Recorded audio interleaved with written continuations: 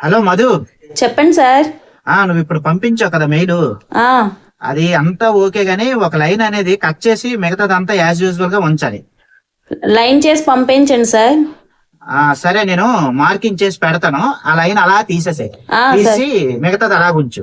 సరే sir.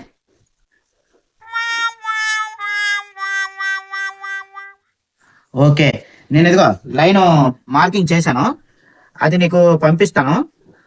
Okay sir. చూడు పంపించాను. లేదు సార్, మార్కింగ్ కనిపించట్లేదు. పంపించాను మార్కింగ్ చేసి. లేదు సార్. సరే సరే ఉండు, మళ్ళీ పంపిస్తాను. సరే సార్. రాలేదు.